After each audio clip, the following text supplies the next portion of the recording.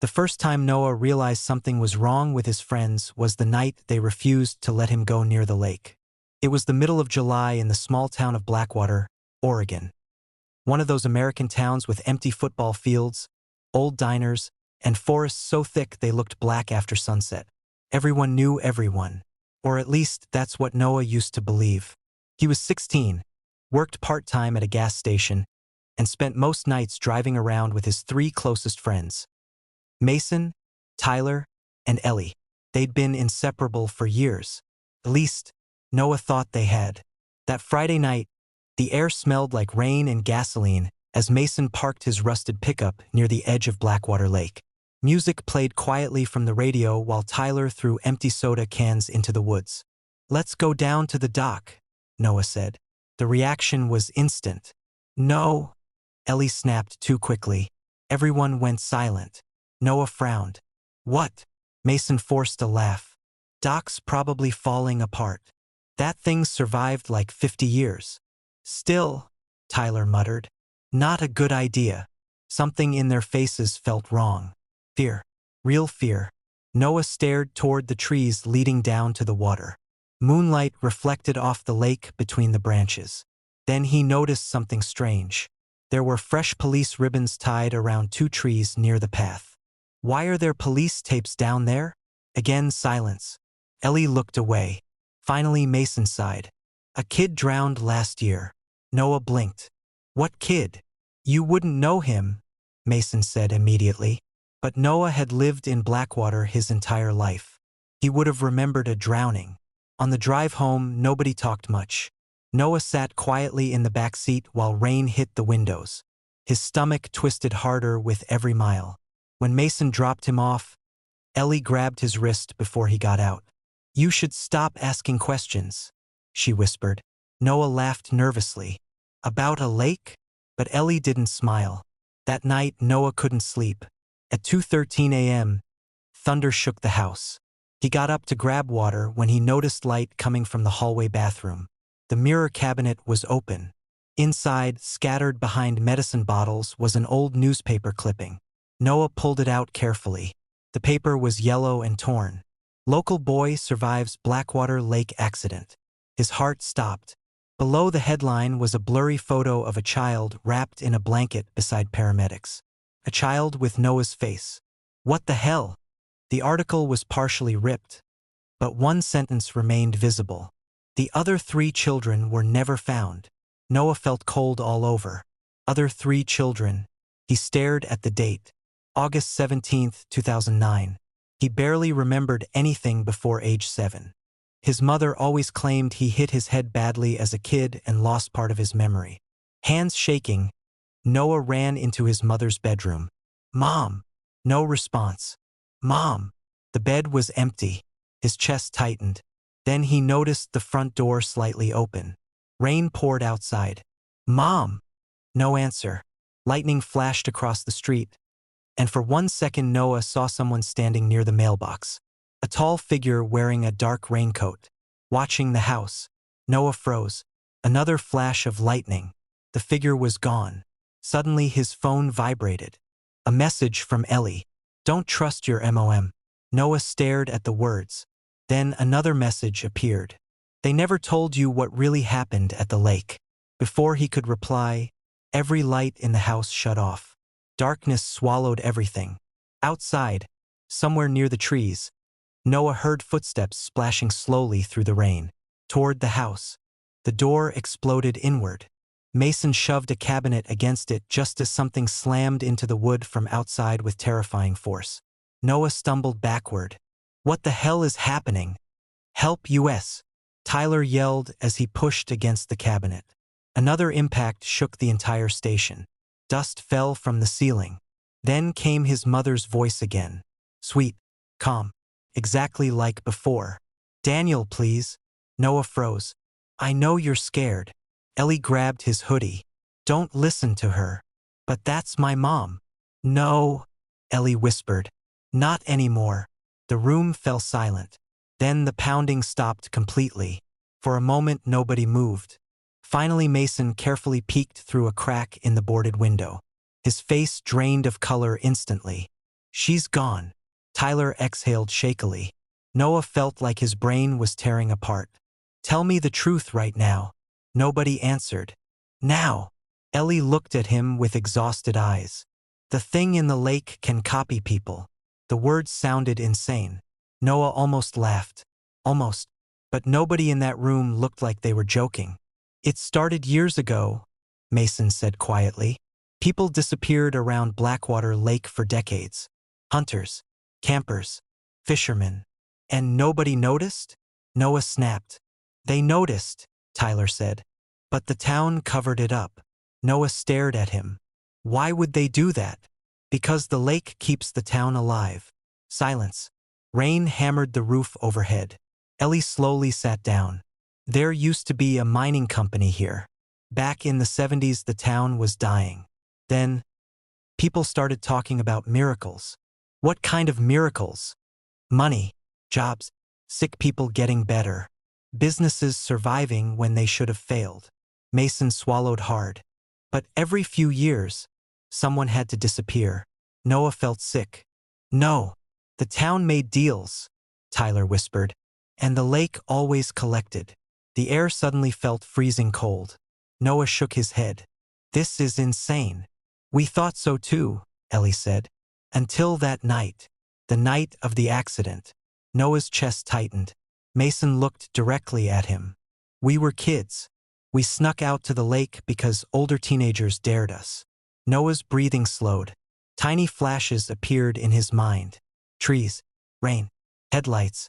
We found a woman standing in the water, Ellie continued. She kept asking for help. A sharp pain hit Noah's head. He grabbed the table. Images exploded through his mind. Dark water. A woman smiling unnaturally wide. Car sinking. Screaming. Oh God! You remember, Mason whispered. Noah saw it now. All of it. The woman wasn't drowning. She was waiting. And when they got close, something massive moved beneath the water. Something with pale human faces shifting across its body like melting skin. Noah gasped. The others. Tyler's eyes filled with tears. They died.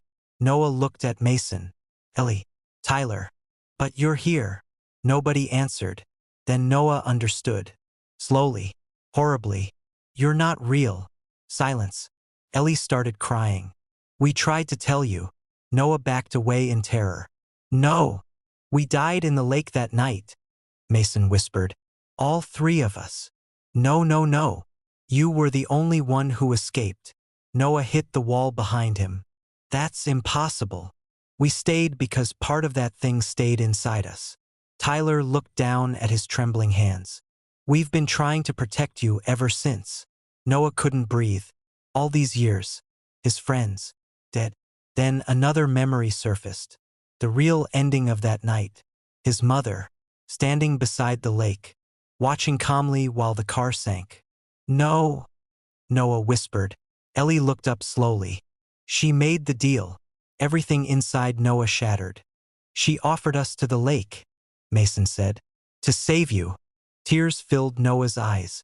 No. She promised it 3 souls, Tyler whispered. In exchange for yours. Lightning flashed outside. Then Noah heard footsteps circling the station. Slow.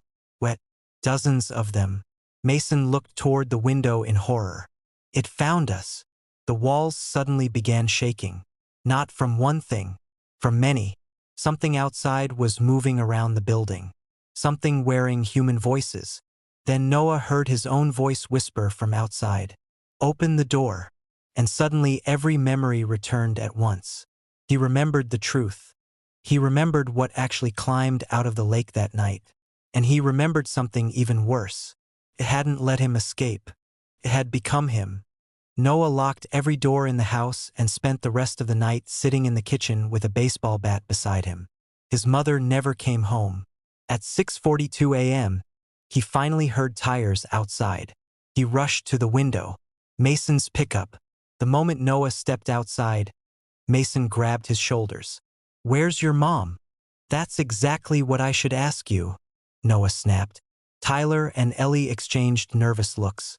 You got my messages? Ellie asked quietly. Noah pulled the newspaper clipping from his hoodie pocket. The color drained from all three of their faces. "You knew," Noah whispered. Nobody answered. "You all knew," Mason cursed under his breath. "Noah, it's complicated." "No. What's complicated is finding out I almost died in some accident nobody ever told me about." "Keep your voice down," Tyler hissed, glancing toward neighboring houses. That only made Noah angrier. "Tell me the truth." For several seconds, only the wind moved through the trees. Then Ellie finally spoke. "There wasn't supposed to be a survivor." Noah felt his stomach drop. "What?" "The lake accident," she said shakily. "There were 4 kids in the car." Noah stared at her. "You said there were 3 missing children."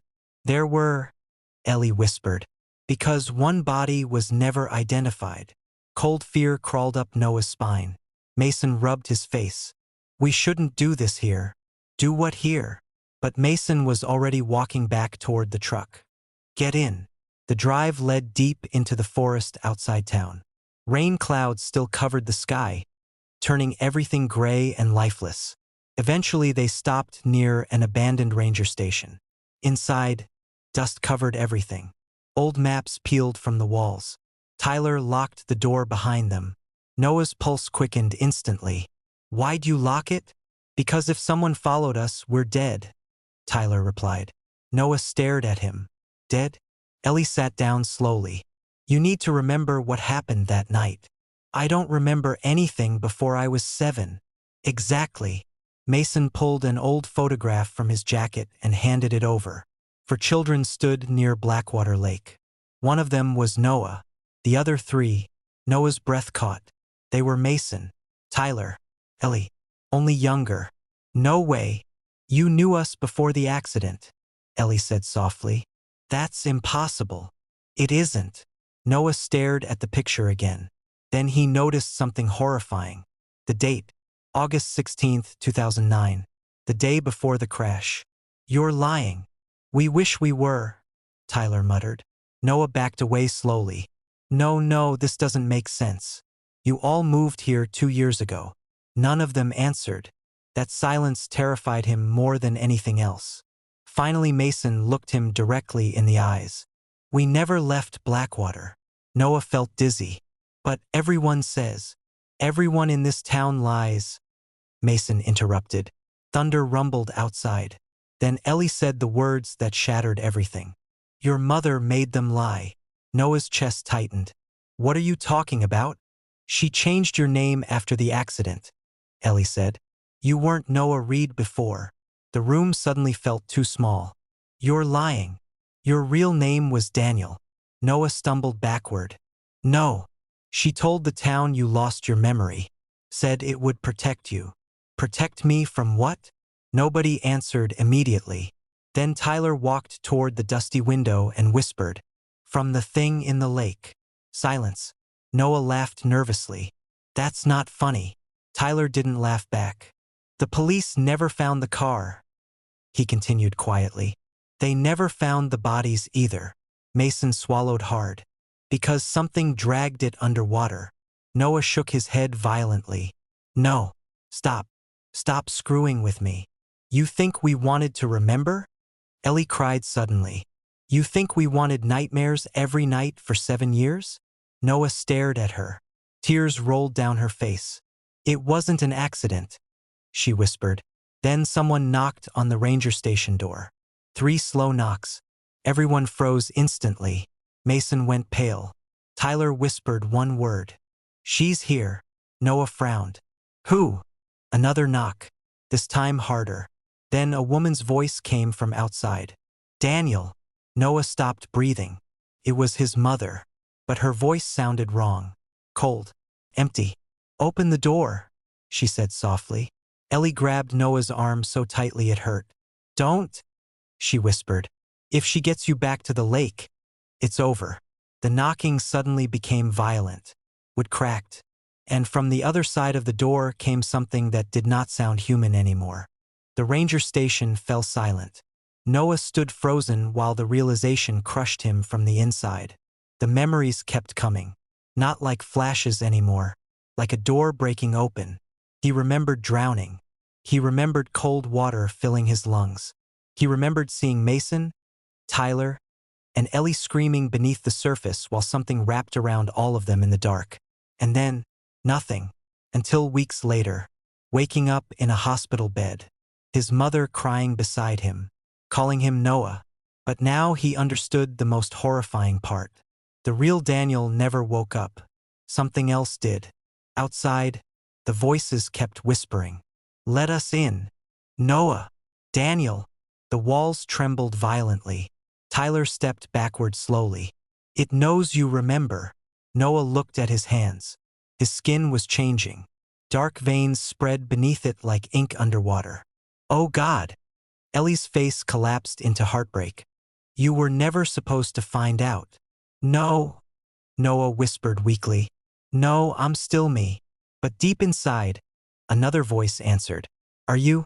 Suddenly Noah remembered why he lost his childhood memories. Because the creature had been learning how to be human, learning how to smile, how to talk, how to pretend. His mother hadn't protected him from the monster. She had protected the town from him. Tears streamed down Noah's face. "All these years," Mason nodded sadly. "She kept hoping the human part of you would stay stronger." Another crash hit the station. Boards snapped apart. Pale hands reached through the cracks. Not human hands. Too long. Too many fingers. The voices outside grew louder. Hungry. Noah's chest suddenly filled with unbearable pain. Images flooded his mind. People disappearing near the lake. Missing hikers. Drivers on empty roads. Children. And worst of all, he remembered doing it. Not fully awake. Not fully aware.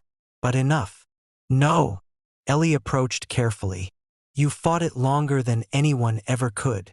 Noah collapsed to his knees. "I killed people. You tried not to. But I did." Silence filled the room. Outside, the things surrounding the station began making wet clicking noises, calling to him, calling one of its own back home. Noah looked up at his friends, the friends who had died protecting him for years. "What happens if I go outside?" Tyler answered quietly, "The lake takes you back. And if I don't?" Nobody spoke, because they all knew. Sooner or later, the creature inside him would fully wake up. Noah closed his eyes. For the first time in his life, everything made sense. The fear in people's faces, the whispers, the lies. Blackwater hadn't been hiding a tragedy. It had been hiding a monster pretending to be a teenage boy, pretending to be human, pretending to have a soul. Outside, the walls finally broke open. Dark water poured into the station even though the lake was miles away. And within the water, hundreds of pale faces stared at him. Waiting, Noah slowly stood. Ellie was crying openly now. Mason looked away. Tyler whispered, "I'm sorry." Noah gave a weak smile. Then he walked toward the darkness, toward the voices, toward the lake calling him home. The moment he stepped outside, the storm stopped completely. Everything became silent. Still, the creature inside him felt peace for the first time in years. As Noah disappeared into the forest, the town lights of Blackwater flickered in the distance. Safe again, at least for now, because deep beneath the lake, something ancient opened its eyes. And somewhere in the darkness, a child's voice whispered, "Can we play again?"